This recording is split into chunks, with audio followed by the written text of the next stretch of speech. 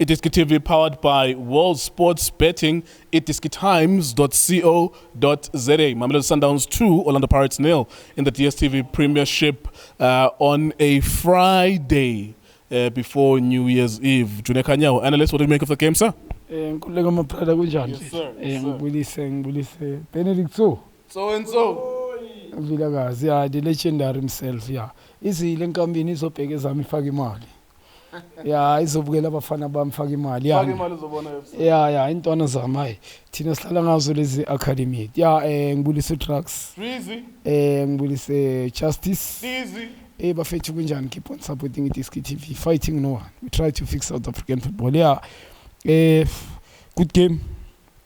Especially ngihaping ngetempo of game after labantu babuya kuma holiday yo bengabhekanga ukuthi intensity yale game ngaba standards ngaba so Orlando Pirates approaching the game. I don't understand the coach Baytenzan playing nga two defensive midfield side la ngapha la kawodo. Yes, ngibonile kune width ngapha ka right back dlala bani ngoba usaling bekadlala mof yena no Vincent Bullet were playing more central behind uKemite Rasmus le side la ngapha bebaliyeka and then usaling i-defense mele idlale space in open space saling masrande bayenzile 5 minutes didn't work ngoba in terms of ball circulation with two defensive midfielders which is team no Ben Mutswari abachita bangadlala kusema ball player akekho ufuna ukulanda ibhola ku defense akekho ufuna uvele space in akekho ufuna ukusupporta if team uphethe ibhola ufair uBen Mutswari so iPirates belizofika kanjani ibhola kuKemite Rasmus so iplan yabo ukuthi sobabamba ngespeed.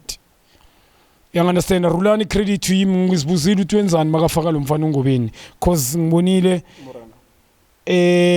singisho lo mfana uNgobeni mabamfaka ebenchi mabambeke ebenchini Ngobeni from Celtics, former Celtics, was loaned out for SuperSport Campaign mabambeke ebenchini ngizibuzile ukuthi wayemrena adlala right footed player adlala left wing back ngizibuzile kanti u-eliminator le speed lesi Pirates base overloader omonyane and naye lo mfana lo usale ngoba bengangena phakathi agijimele spacing bebamtshela ukuthi play uyiqale ngaphakathi but sodlala space area uwe omonyane but playing umrena ngizibuzile ukuthi wenzani uRulani it works. First half I think iPirates came to the game ukuthi even if siyadraw kule game akuna problem so babamba nje ngespeed kuzoba neplan nyane le one which is first 2 minutes yenzekile usaleng ran to the space uqale phakathi move umvala he left him 30 speed put the ball on the goalkeeper saver. I think 7 minutes 8 minutes Rulani wayibona lo nto thola umkwena ukuthi endoda ahlala nalo muntu the move ePirates istopile akuna ball player akuna creativity iko uKemite Rasmus bekasebenza kumakha namhlanje he dropped too much because ibhola bemele lifike kuye after isikhathi esikanganani and malifika kuye bamphasa kanjani usupporta ubani so iSundowns side labo I think they did well in terms of ball circulation but two players didn't function first half which is Umshishi no Mahema Serene as well they didn't function. Second half I think they came when Angulego fresh minded, especially Umshishi more functional, bigger more influential, especially second half. Him, Mahema, and look dangerous. Should have scored about 3 goals. More 3 goals second half when they were shy because of beba more direct. My side yes, option be go beba more direct. Mina as ngisho, Sundowns gule game they deserve when Angulego to win. Because in all departments, iPirates azange babe nama answer. Bese kule game defensively, agna create yes set piece first half ile bola le lenhloko whereby Ogi the goalkeeper on the right spot ngobule head straight Ronan William positioning nana that nale bola lithola usale ngale run. I need to ask you something very important because I asked this with Tso as well and I'm not trying to make any drama here. We're coming here, it's the 30th of December. A lot of people travel from Orlando to Epitor, Namhlanje, and it's raining. There must have been 10,000 people or 5,000 people from the Pirates side who travel to Pretoria. Number one, the decision to decide, we don't care, because you are right, they don't care that they're going to draw. Siyabona ukuthi maybe they're stronger than us, we don't care that we're going to draw. What's your mindset about that? Ukuthi, they arrived today in Loftus, the Pirates, and they were like, or as long as we don't lose the game. That was the mindset. Isn't that disappointing to the fans? What does that tell South Africa? There's so much gap between these big clubs. are big clubs, but there's so much gap between them. Yeah, it goes with signing.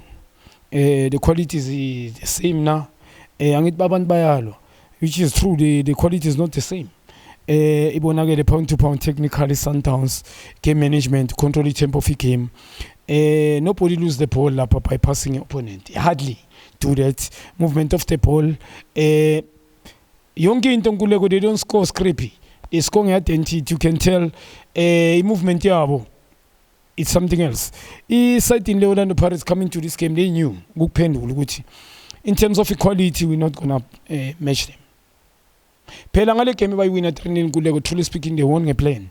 A plane is sevenza. Abona winning with the plane and quality is a different story. I think they catch them with okay Sundowns, so speed. We're gonna play behind them. You understand that, and we'll catch them. Matalanga trade the packs flat 3. So behind them, speed as pan individual prelental and but now, today, nowhere to be seen because equality is more of now. It's 6 goals in 2 games, and truly speaking, they saw earlier for Guti. We should have got more than 4 goals. Yeah. In terms of nange game, balance. Mau checker, angsumuntu twela kuma stats, but truly speaking, Sundowns they dominate. They dominated this game. Ngawonke ama-department in-middle yabo bona bomshishi ezingisho Mkwena is one defensive midfield was with the whole 2, which is Ben Mutswari no team. They couldn't play. Not Guti was marking them cleverness, that's all. They were playing more, especially circulating Paula more. Magabam Paul Mkwena this to avail. And neighbor more easy Mkwena reserve much energy. These 2 Pirates abalandi Paula. Akusaba ball player. Umkwena can defend, can play. The energy is something else as well. The awareness uyakwazi ukupass strike umkwena will keep it between the. So these 2 abantu abasiyala pasiyomaka. We're not going. The reason I ask you this question is that the approach I coach and that, and even with your own team, we are push much. This is how we are going to do it. We are going to go there with a lot of energy, with a lot of pace, high tempo. That's an instruction from the coaching. Today it looks like the instruction from the coaching Kupares was that asvigen machita, like, and that's something that they would have been instructed by the coaches, and that is unfair to the fans who traveled from Orlando, which is an hour away to Pretoria. The coach overseas. When you come here, medicine is in a strategy, it's different. You can't approach a game, gaji. Unabonjong apandle penjin.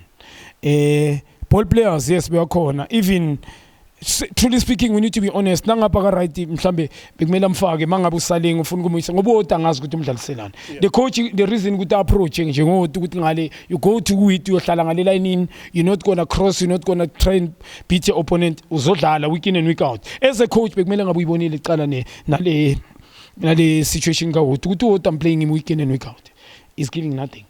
Namhlanje you approach game ngaye playing against which quality. So kule game he never thought of attacking. Ngoba mafaka uhoto ngaludlala nga 2 defensive midfield. Usaleng phela utaqale mo central banopule. Badlala ngabe uyi so ukuthi yomala and then usaleng is going to run wide ngespeed sakhe.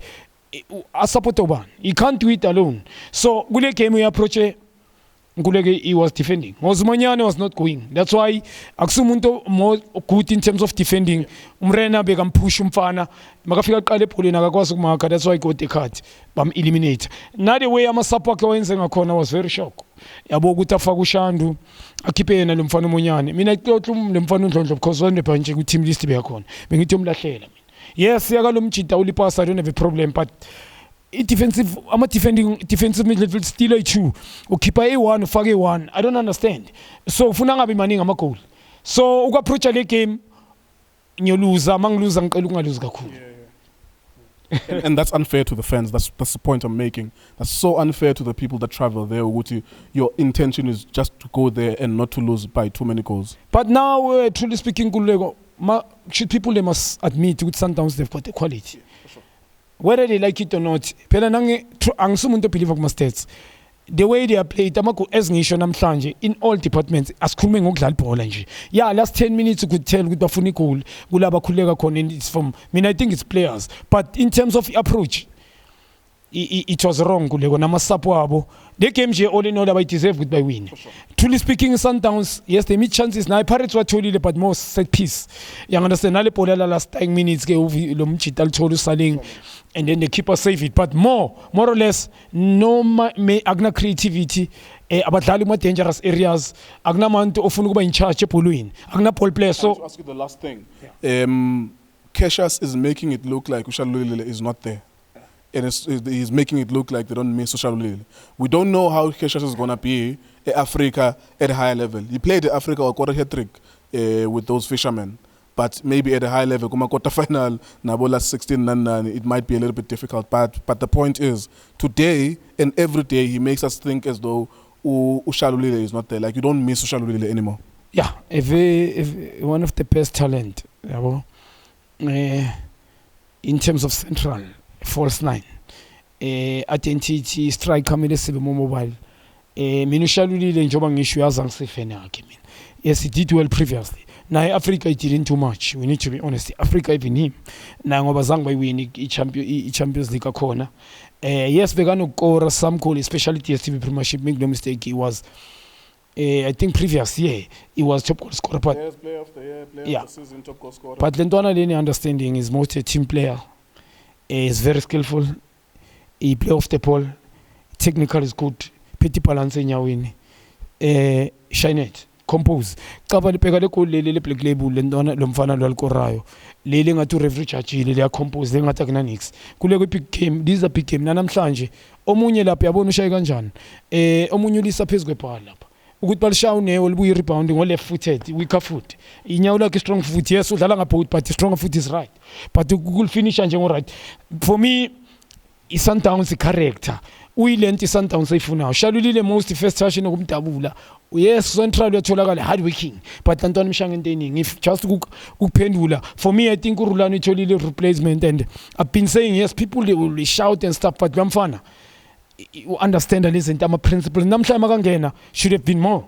And umbheka dangerous kanjani ukwazi ukcreate abanye abantwana akekho selfish ene ezingisho umnandi man nasenyawini yabo. So for me I don't think Shalulile he can be there as a backup ngoba quality I need ama Africa akwazi ukuthi umrelease previous done it did well for you. So but le ntwana akakwazi uqala ikhona. Yeah. Okay, there you go. That's Mamelodi Sundowns annihilating Orlando Pirates. Easy peasy, really. From the first moment to the last. A few chances for Orlando Pirates, of course. Every match will give you a few chances. They didn't bury them. Sundowns could have scored more. Sundowns won this game, as we would have expected from the beginning. iDiskiTV, iDiski Times, World Sports Betting. Thank you very much for watching us.